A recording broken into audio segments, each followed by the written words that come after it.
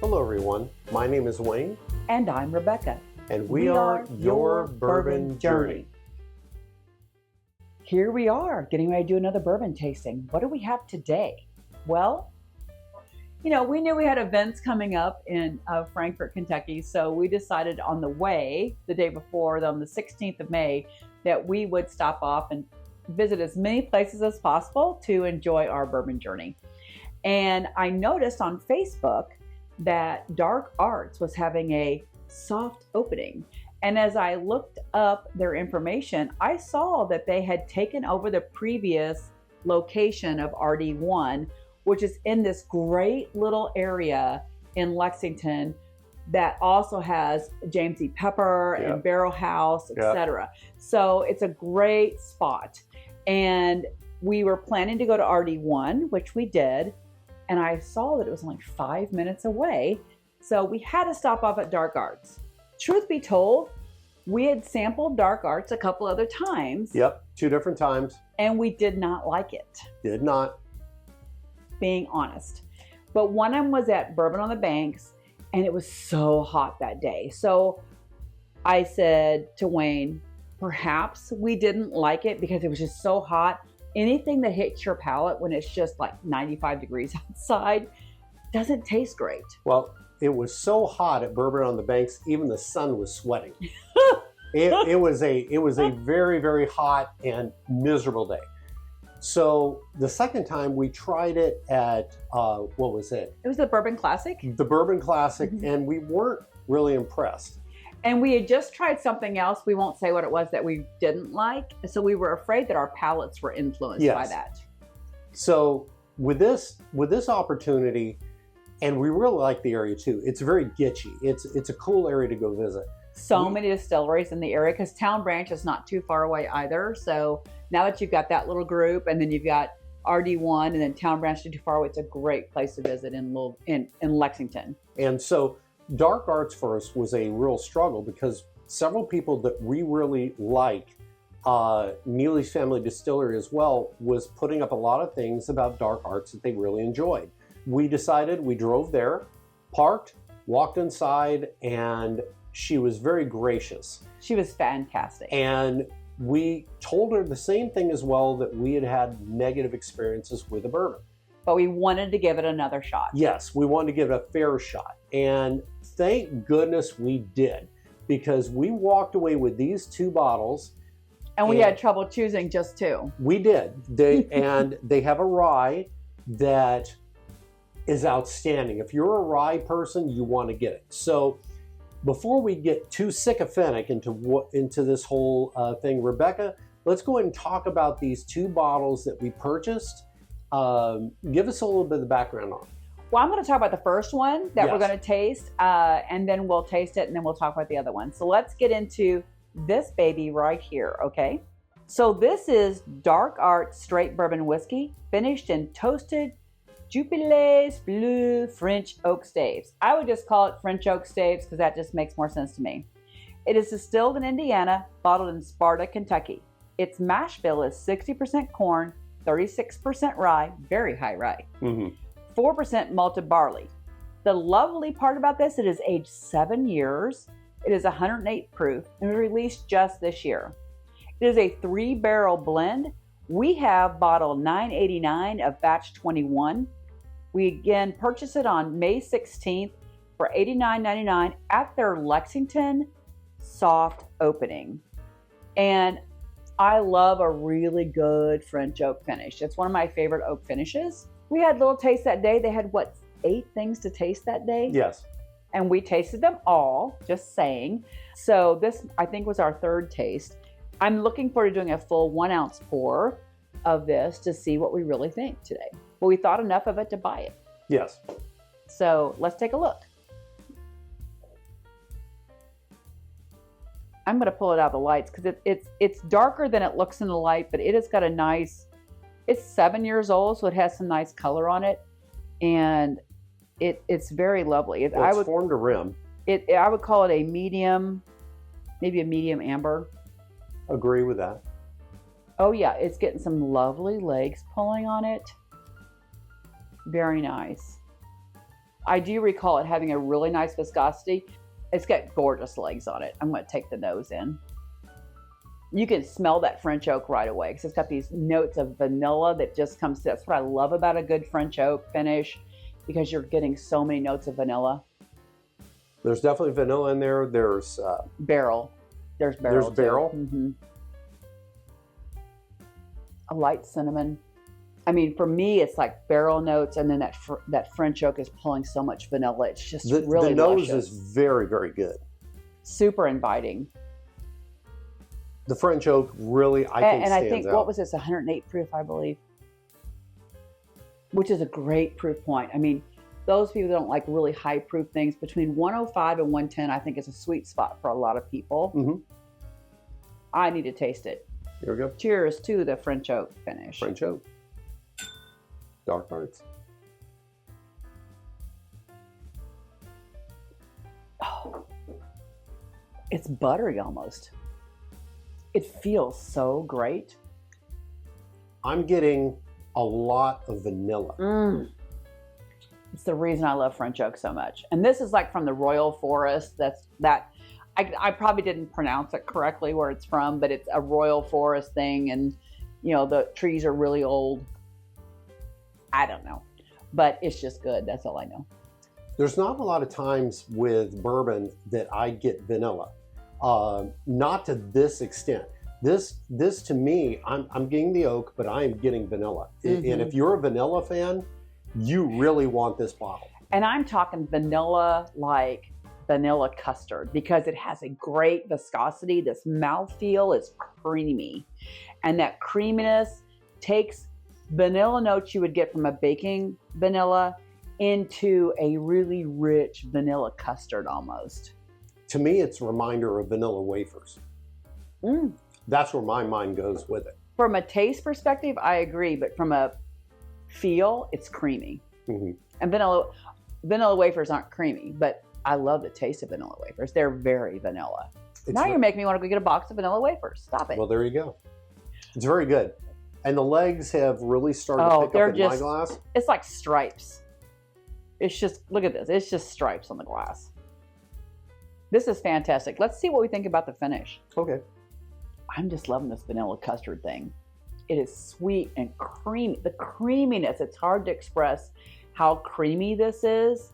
I'm just loving the mouthfeel. It's just going everywhere. And then the finish is really nice. It's long. Okay. Truth be told, for me, this is all vanilla. The French oak is there, yes, but this is all vanilla. And if you like vanilla, you want this bottle, especially if you like creamy vanilla. It's good. It's outstanding. And I think this is one of their regular offerings. Mm-hmm. The second one we're going to do is not a regular offering, but this is a regular. They have a couple base offerings they do frequently, and it's a batch, and they do them a lot.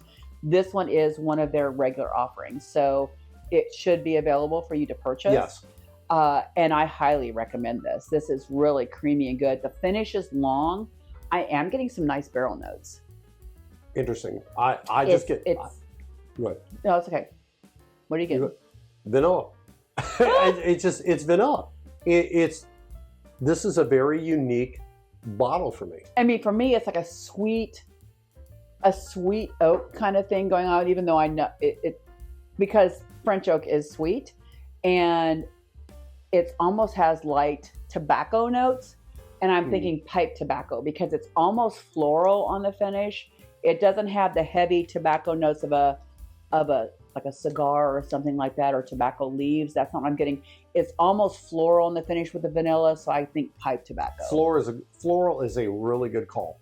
And when you can get that on a finish, it is just so luscious and I'm gonna cleanse almost a fancy finish, right? Because you're getting like these floral nut, you're getting vanilla. This is a sophisticated bourbon. I'm really surprised. This is better than the tasting that we had there. Yeah, because we did 8 tastings there, and we had little pours. I mean, she was generous. She says, if you want more, let me know. I'll pour more. And we did have an extra pour of this and that to make our decision for buying. Sarah, you really did a great job. And Dark Arts. I mean, I knew really immediately after this one, I wanted this bottle. Yeah. And great price point. Yeah. I think it's good value. There were a couple we really, really enjoyed. One was a Mizrana finish. Yes. But we had just purchased one from RD1, so we thought we didn't really need another one of those right now. But we kind of had on our mind we wanted to get 2 if we liked to. So we walked in there thinking we might not like anything. So you're seeing how much we enjoyed it. We had a hard pick on this. So let's talk a little bit about this bottle. Okay. So we can tell you why we found it so exciting. Again, this is a Dark Arts straight bourbon whiskey. It's finished in, wait for it, red port and white port wine casks. We're both wine fans, so this is pretty exciting. Again, it's distilled in Indiana, bottled at Sparta, Kentucky. Mash bill on this one is unknown, but it's aged 8 years. It is a cask strength and it comes in at 116.5, probably another reason we really liked it. It is bottle number 284. The batch is WP 101 and BR P30. Those of you that track this stuff, I just want to make sure you had it. This one's a little more expensive than the other one. Obviously, it has a double finish. It was $104.99.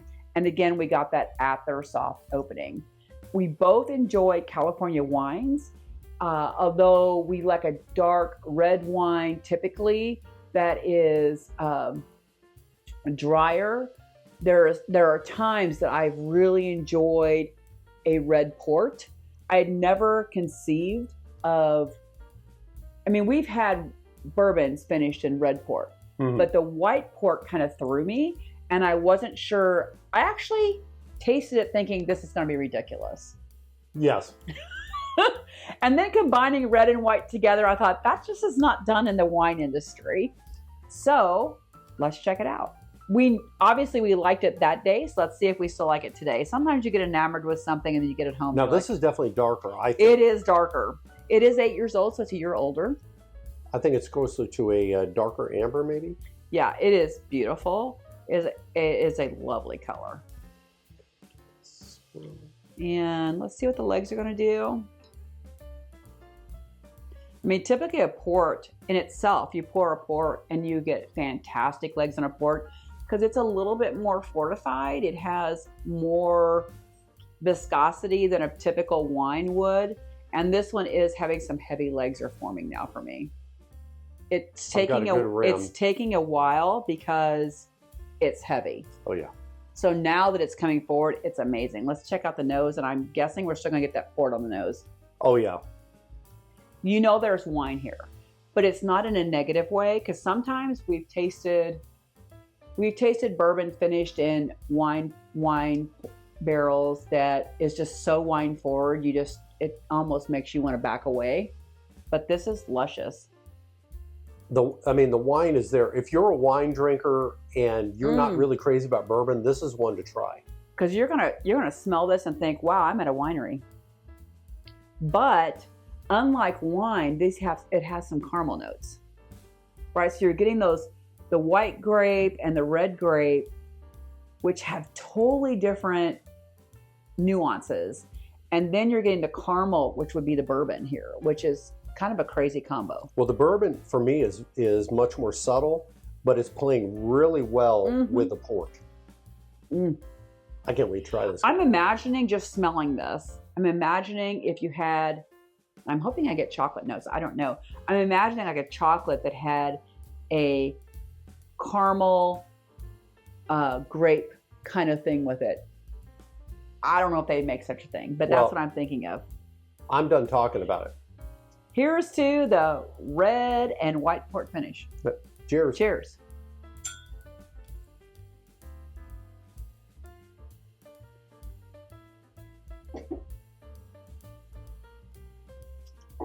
That is just flipping good. Okay. I mean, look at the legs. I feel it. It's just feels so good. You can tell it's got some proof on it. Oh, it's good. I'm having a little regret about not buying 2 bottles of this. Well, because it is a very small batch, and I don't know. It was a single barrel, I think, and they don't even have it on their website. It's good.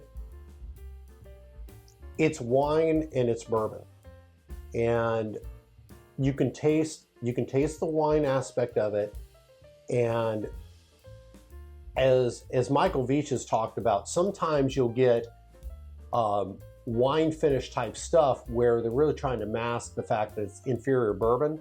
This is really not the case with that, because the bourbon is there, and the bourbon plays so well with both with this white and this red. And again, I didn't think a white and red port would go well together because they are so on different ends of the scale. I get a little bit of vanilla, which is funny because that's what I got with this. That's really good. See, mine's more of a caramel, like a really luscious caramel that's coated in almost like jelly, that's grape jelly or something. It's kind of funny. It's hard to describe because of if it was just the red port, it would be a much easier description for me, but the white port has more sweet notes that are almost taking it to confectionery sugar. It's a good call. It really bounces back and forth. And I think, I think that this is one, as over time that we crack open again and try, is going to evolve more. Because both wines play well off the bourbon. And each sip gives you a different play on it. Sometimes I feel like I'm getting more of the white port, which is a little sweeter. And then another sip, I feel like I'm getting the red port. And the fact that they're not just mushed, technical term, together to be like a pink, right? The fact that they're coming across as white and red is kind of amazing to me. Well, that tastes right there for me. I felt like I was drinking the white port, and it was bourbon. And I find it very, very, very mind-blowing. Yeah, because I'm still getting impressed. the bourbon notes on every taste. But the bourbon notes are there, and it's the consistent foundation of the beverage. But one sip might be white and one sip might be red. Now, it's kind of crazy. I've had bourbons that have been much more complex where I picked up multiple things. In this case, I'm not picking up a whole lot, but what I'm picking up is really good. Really good. It's enjoyable. Yes. This is an enjoyable pour. You will taste this and think like, wow, this is just, I'm really enjoying this. Let's talk about the finish a little bit. We have not done that. Again, it's, I think, 116.8 proof. It's not hot though. It's the proof point is exactly where it needs to be. Yeah, it's just beautiful. I mean, some people would say, oh, that might be a little hot, but it is not running hot.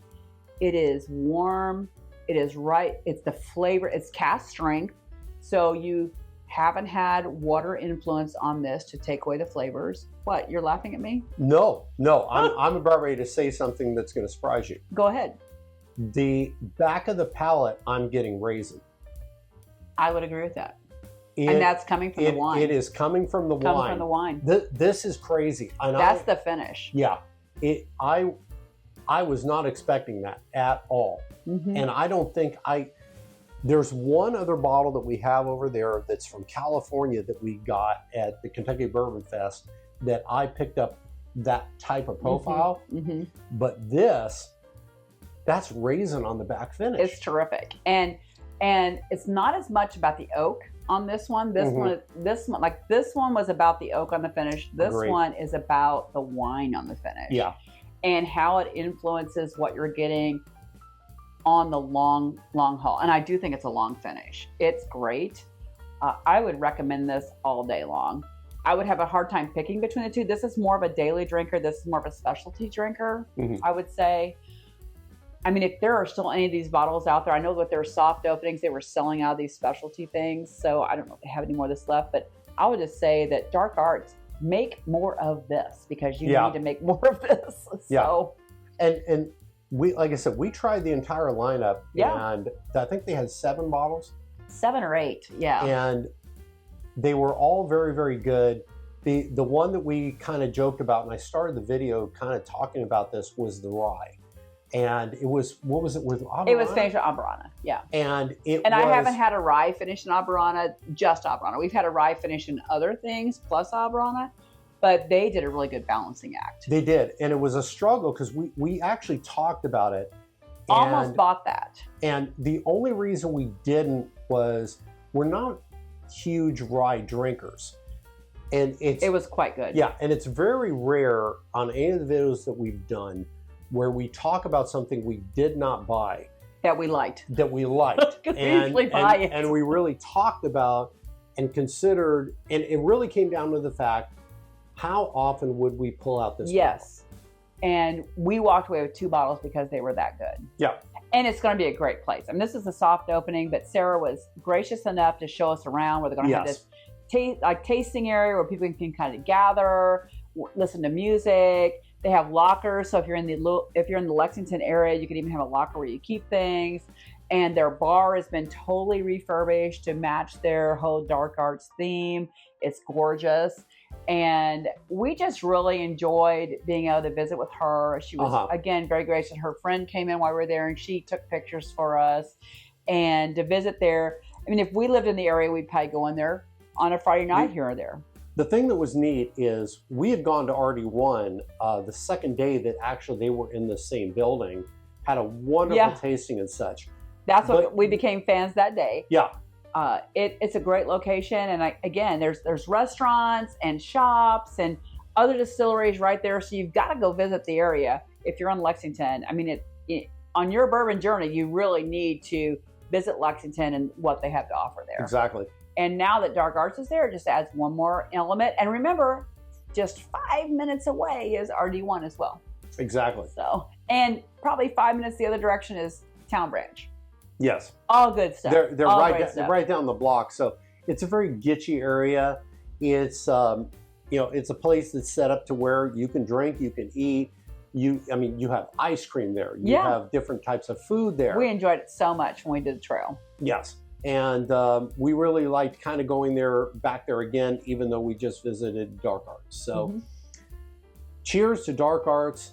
Sarah, you were outstanding. Thank you for really being a good host there that day, because you gave us a really good impression of the place. Thank you so much. If you like what we do, hit the subscribe button. Always remember to drink responsibly. Cheers. Cheers.